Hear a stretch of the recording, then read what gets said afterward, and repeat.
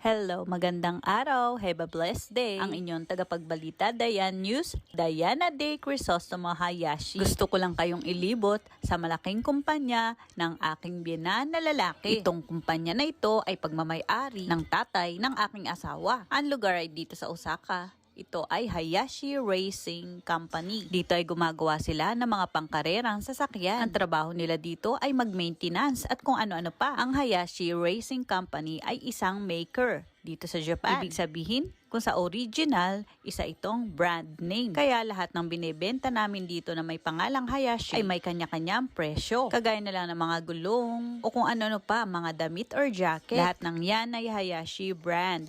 Dahil sa ngayon ang aking biyenan ay nagkaroon ng sakit, ipinamahala niya na ito sa kanyang isa pang kapatid. Kaya tuloy-tuloy ang kumpanya ng aking biyenan hanggang sa ngayon. Marami pa silang mga binebenta kagaya ng mga t-shirt na halos nagkakahalaga ng kalahating lapad. Ang buong kumpanya ay may tatak ng Hayashi Racing. Ang maker na ito ay kilalang kilala kapag nagpunta kayo sa bilihan ng mga gulong na sasakyan or mga parts na sasakyan. Maraming sasakyan na pangkarera ang ginagawa dito. Inaayos at pinagagawa ng mga customer sa mga gustong design nila. Lahat ng mga nakadisplay diyan ay binebenta rin. Pwede nyo ding ma-check sa internet kung ano ba ang Hayashi Racing product na mga binebenta. Dahil kung sa mga gulong lang or stainless ng gulong ay halos umaabot ng 30 lapad or pataas. Sikat ang Hayashi Racing dito sa Osaka at dito sa buong Japan. At kahit pa mapa Amerika, marami rin dito mga vintage race car at kung ano-ano pa.